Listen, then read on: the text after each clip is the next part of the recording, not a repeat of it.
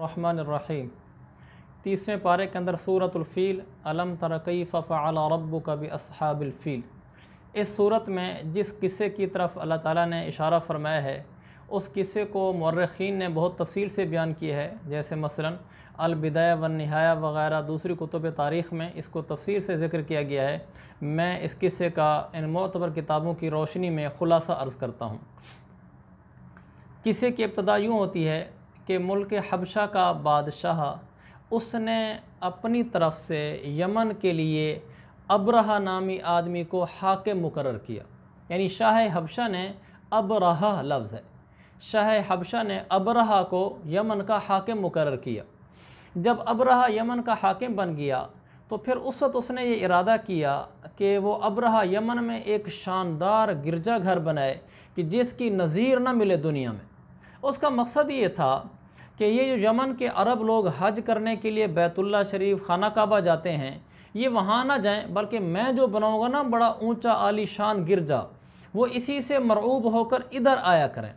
चुनाचे उसने बहुत बड़ा गिरजा बनाया और उसको सोने चांदी और जवाहरात से जड़ दिया। इतना ऊंचा बनाया कि उसके पास खड़ा हुआ आदमी उसकी बुलंदी और चोटी को नहीं देख सकता था।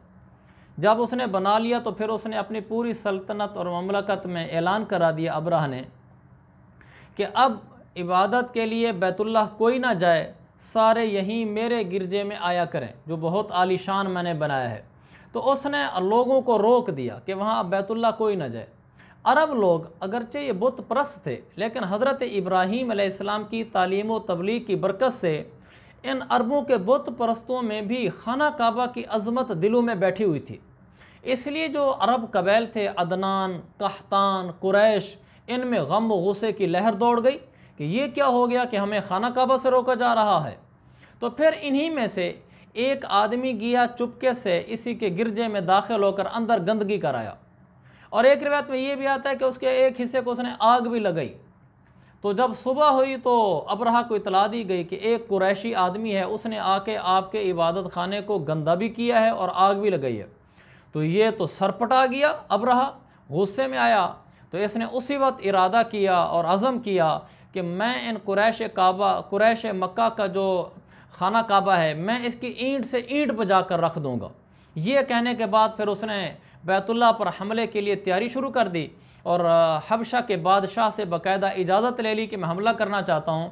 तो उस वक्त जो भी हबशा का बादशाह था उसने ना सिर्फ ये कि इजाज़त दी बल्कि अपना एक मजबूत तरीन ताकतवर हाथी भी साथ भेजा, जिसका नाम, उस हाथी का नाम महमूद था, बड़ा मशहूर हाथी था वो। और इसके अलावा 8 हाथी शाह हबशा ने और भेजे और अबरहा को कहा कि हमला कर दो। मनसूबा ये था कि लश्कर तो रवाना होगा, साथ ये 9 हाथी भी होंगे। मनसूबा और तजवीज़ ये थी कि नाऊज़ बिल्लाह जब बैतुल्लाह पहुँच जाएंगे तो बैतुल्लाह के जो अंदर सतून थे, हर सतून में लंबी और मजबूत ज़ंजीरें डालकर फिर वो ज़ंजीरें हाथी के गले में डाल देंगे और हाथियों को मुख्तलिफ़ जिहात में मुख्तलिफ़ सिमतों में हंका देंगे, चला देंगे। जब हाथी चलेंगे और यही ज़ंजीर पीछे बैतुल्लाह के नऊज़ बिल्लाह सतून से बंधी हुई होगी, जब हाथी ताकतवर होकर चलेगा मुखालिफ सिमत में तो बैतुल्लाह के सारे सतून गिर जाएंगे और मुआज़ल्लाह बैतुल्लाह सारा धड़ाम से गिर जाएगा।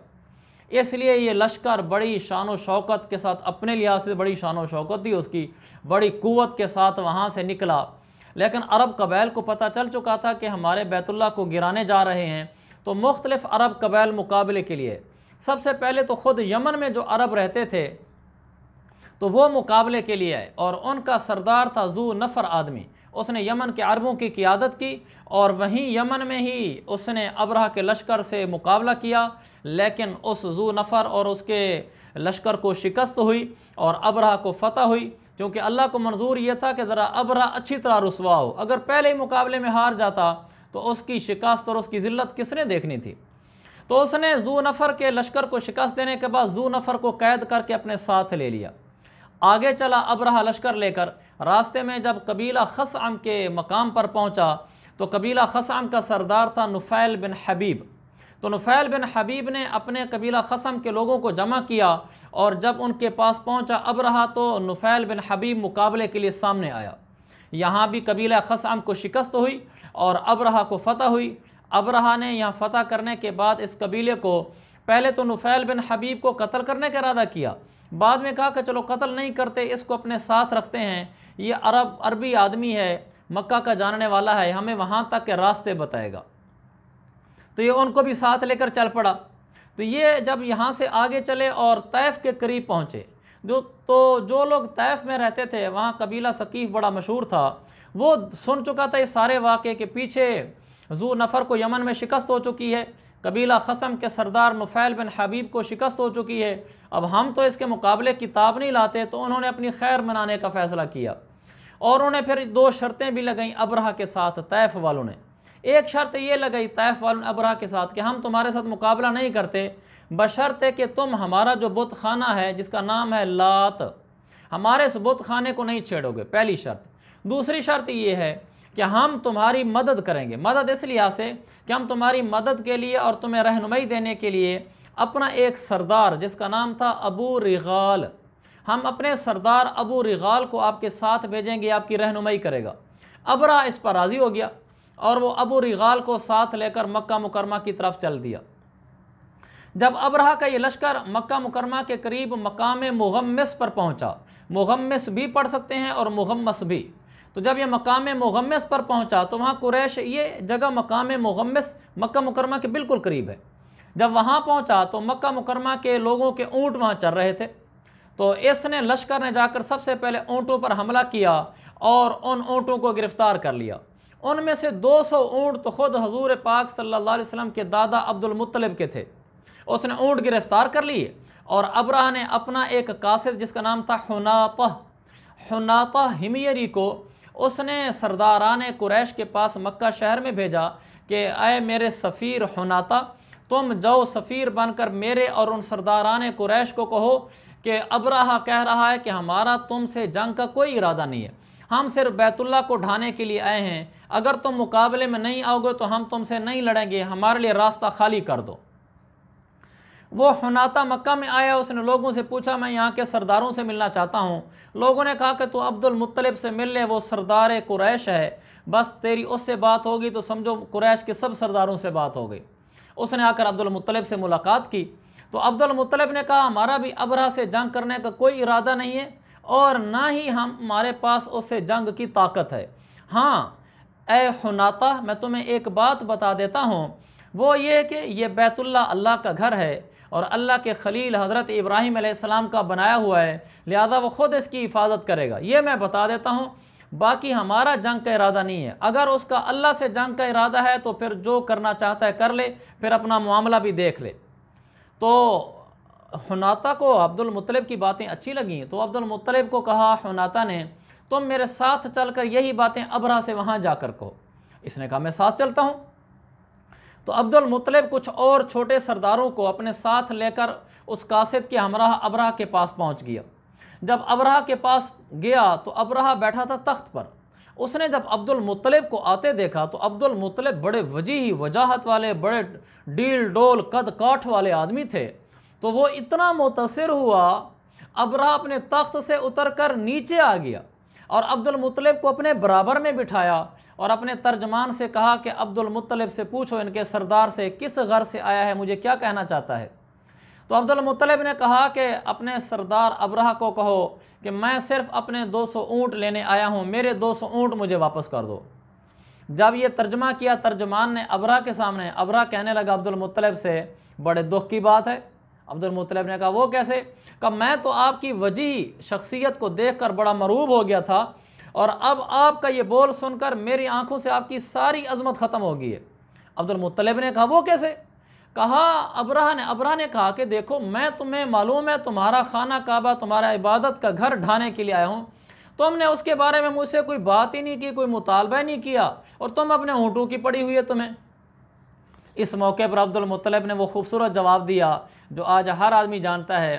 عبد المطلب نے کہا انا رب الابلی واما البیت فلہ رب یحمی۔ اس نے کہا ابرہہ سے سنو، اونٹوں کا مالک میں ہوں، میں اپنے اونٹ لینے آیا ہوں، اور جہاں تک بیت اللہ کا تعلق ہے تو اس کا مالک اللہ ہے، وہ خود اس کی حفاظت کرنا جانتا ہے، جو ہمارے یہاں مشہور ہے جملہ کہ کعبہ جانے اور کعبے کا رب جانے، تو اس نے گویا کہ عبد المطلب نے یہی کہا کعبہ جانے کعبے کا رب جانے، تم مجھے میرے اونٹ دے دو، وہ کعبے کا رب خود حفاظت کرنا جانتا ہے۔ یہ انہوں نے کہا، اس پر وہ ابرہہ کہنے لگا تمہارا خدا اور کعبے کا خدا یہ نہیں بچا سکے گا مجھ سے اپنے کعبے کو۔ تو عبد المطلب اور ان کے جو 7 اور سردار تھے انہوں نے پھر ایک اضافی پیشکش بھی کی کہ ہمارا جو علاقہ تہامہ ہے ہم اس کی 1/3 1/3 پیداوار آپ کو بطور خراج اور ٹیکس کے دیا کریں گے، آپ ہمارے بیت اللہ پر حملہ نہ کریں۔ ابرہہ کو ناز تھا اپنے ہاتھیوں پر، اس نے کہا نہیں مجھے کوئی شرط قبول نہیں ہے، میں نے اس کو گرا کے رہنا ہے۔ بس یہ بے بس ہو کر واپس آ گئے سرداران قریش۔ یہ یہاں جیسے واپس آئے تو سیدھا آ کر انہوں نے بیت اللہ، عبد المطلب نے خاص طور پر بیت اللہ کے دروازے کا حلقہ پکڑ کر دعائیں کرنے لگے، دوسرے سردار بھی، کہ یا اللہ تو ہی اپنے گھر کی حفاظت فرما، ہم اس کے لشکر کا مقابلہ نہیں کر سکتے۔ ادھر انہوں نے یہ دعائیں مانگی، اور دعائیں مانگنے کے بعد عبد المطلب لوگوں کو ساتھ لے کر، وہاں مکہ میں رہنے والے لوگوں کو بھی ساتھ لیا، اور بیت اللہ شریف کے چاروں طرف جو پہاڑ تھے ان پہاڑوں کی چوٹیوں پر چلے گئے، کیونکہ ان کو یقین تھا کہ جب ان کا لشکر آئے گا حملہ کرنے کے لیے تو اللہ کی طرف سے عذاب اترے گا، کہیں ہم نہ اس میں رگڑے جائیں۔ تو یہ پہاڑوں کی چوٹیوں پر چڑھ گئے اور بیت اللہ شریف کے چاروں طرف جگہ خالی چھوڑ دی۔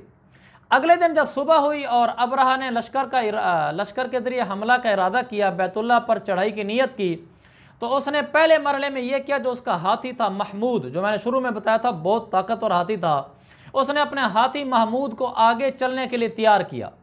تو وہ جو پیچھے نفیل بن حبیب کو ساتھ لائے تھے، تو نفیل بن حبیب اٹھے اور اس محمود ہاتھی کا کان پکڑا، اور کان پکڑ کر اس کو کہا کہ جہاں سے آیا تھا وہیں اسی طرف صحیح سالم واپس چلا جا، آگے نہ جانا بیت اللہ کی طرف۔ اللہ عذاب دینے سے پہلے سمجھاتا ہے، اللہ نے اپنی قدرت دکھلائی، یا سمجھایا، کیا سمجھایا کہ ہاتھی بیٹھ گیا۔ ان لوگوں نے آہنی تیر، یعنی لوہے کے تیر مارے اس کو، ہاتھی نہیں اٹھا۔ ہاتھی کے ناک میں لوہے کا کڑا، لوہے کا آنکڑا ڈال کر اس کو کھینچا، ہاتھی نہیں اٹھا۔ انہوں نے پھر ہاتھی کو یمن کی طرف چلانا چاہا تو ہاتھی اٹھ کر کھڑا ہو گیا۔ پھر انہوں نے ہاتھی کو شام کی طرف چلانا چاہا، ہاتھی اٹھ کر کھڑا ہو گیا۔ انہوں نے ہاتھی کو مشرق کی طرف چلانا چاہا، ہاتھی اٹھ کر کھڑا ہو گیا۔ پھر جب ہاتھی کا رخ بیت اللہ کی طرف کیا تو ہاتھی بیٹھ گیا۔ انہوں نے بڑی کوشش کی لیکن وہ ہاتھی بالکل نہیں مانا۔ تو اللہ کی قدرت کا ایک کرشمہ تو یہ ظاہر ہوا، لیکن انہوں نے پھر بھی اپنی کوشش جاری رکھی اپنے دوسرے ہاتھیوں کو لے کر آگے بڑھنے کی۔ جیسے یہ لوگ آگے بڑھنے لگے تو سامنے سے سمندر کی طرف سے پرندوں کے غول ہے، جس کو قرآن کہتا ہے ابابیل، پرندوں کے جھنڈ آئے اور آ کر وہ اس پورے لشکر پر چھا گئے۔ پرندے کیسے تھے؟ اور یہاں روایت لکھی ہے واقدی کی، تو واقدی کی روایت میں ہے کہ وہ پرندے سرخ رنگ کے تھے اور چھوٹے چھوٹے تھے، حتیٰ کہ کبوتر سے بھی چھوٹے تھے۔ ہر پرندے کے پاس 3 کنکریاں تھیں، ایک کنکری ہر پرندے کی چونچ میں اور 2 کنکریاں اس کے پنجوں میں تھیں۔ وہ لشکر جب اوپر چھایا تو ہر پرندہ آ کر کنکری پھینکتا تھا، وہ چھوٹی سی کنکری، یہ بھی واقدی کی روایت میں، وہ کنکری چنے کے دانے کے برابر تھی۔ تو جب وہ کنکری اوپر سے نیچے ہاتھی پر یا اس کے سپاہی پر پھینکتا تھا تو وہ اتنی طاقتور تھی، اس کنکری نے وہ کام کیا جو آج کی بارودی گولی بھی نہیں کر سکتی، کہ وہ جسم کو چیرتی ہوئی، ہاتھی ہے تو ہاتھی کا جسم اور سپاہی ہے تو سپاہی کا جسم، اس کو چیرتے ہوئے نیچے زمین میں گھس جاتی تھی۔ بھگدڑ مچ گئی، بہت سارے وہیں ہلاک و برباد ہو گئے سپاہی اس کے، اور کچھ ہاتھی بھاگ گئے، کچھ ہلاک ہوئے، اور ایسے بنے پڑے تھے فَجَعَلَهُمْ كَعَصْفٍ مَأْكُولٍ۔ قرآن کہتا ہے ایسے ہلاک ہوئے پڑے تھے، ڈھیر ہوئے پڑے تھے، جیسے کھایا ہوا بھوسا ہوتا ہے، بالکل بے حیثیت ہوئے پڑے تھے۔ تو کچھ لوگ بھاگے، سپاہی جو بھاگے تو وہ پیچھے بھاگتے بھاگتے گر کے مر گئے۔ یہاں تو یہ ہوا، اور دوسری طرف اللہ نے اپنی قدرت دکھلائی ابرہہ کے بارے میں، کہ ابرہہ وہاں نہیں مرا، ابرہہ کے جسم میں زہر سرایت کر گئی، اس کا ایک ایک جوڑ گل سڑ کر گرنے لگا، اس کو وہاں سے ایک ہاتھی پر اٹھا کر لاد کر واپس یمن میں لے آئے۔ یمن کا دارالخلافہ تھا صنعاء، وہاں لے آئے تو ایک ایک گل، ایک ایک عضو گل سڑ کر گرتا رہا، زہر کی سرایت ہو چکی تھی، پورا جسم اس کو ٹکڑے ٹکڑے ہو کر بہہ گیا، آخر مردار ذلت کی موت مر گیا۔ وہاں وہ یوں مر گیا، اور یہاں پیچھے جو ہاتھی محمود تھا وہ تو نہیں چلا تھا، وہ بیٹھ گیا تھا، ہاتھی محمود یہاں رہ گیا، اور ہاتھی محمود کے ساتھ جو 2 ہاتھی چلانے والے تھے جن کو ہاتھی بان کہتے ہیں وہ بھی یہیں رہ گئے تھے مکہ مکرمہ میں۔ اس طرح یہاں رہ گئے تھے کہ دونوں اندھے تھے اور اپاہج تھے۔ حضرت عائشہ، محمد بن اسحاق کی روایت ہے، حضرت عائشہ فرماتی ہیں کہ میں نے خود ان 2 ہاتھی بانوں کو دیکھا ہے، وہ اندھے بھی تھے، اپاہج بھی تھے، معذور بھی تھے۔ اور حضرت عائشہ صدیقہ کائنات کی بہن حضرت اسماء فرماتی ہیں میں نے دیکھا ہے ان دونوں اندھوں اور اپاہجوں کو کہ وہ مکہ کی گلیوں میں بھیک مانگتے پھرتے تھے۔ یہ اللہ نے اپنی قدرت کا کرشمہ دکھلایا، طاقت دکھلائی۔ یہ واقعہ میرے پاک پیغمبر صلی اللہ علیہ وسلم کی ولادت باسعادہ سے تقریباً 50 دن پہلے پیش آیا، اور اس کے 50 دن بعد میرے پاک پیغمبر دنیا میں تشریف لائے۔ گویا کہ آپ کی ولادت یہ پیغام تھی کہ اب بیت اللہ اور بیت اللہ کے دین کی حفاظت کرنے والی ہستی آ چکی ہے۔ بہرحال اس قصے سے ہمیں یہ پیغام ملتا ہے کہ ہمیں اللہ کی قدرت کو ہر وقت اپنی آنکھوں کے سامنے رکھنا چاہیے، اور اللہ کسی کا محتاج نہیں، اپنے دین کی خدمت پرندوں سے بھی لے سکتا ہے۔ وآخر دعوانا ان الحمدللہ۔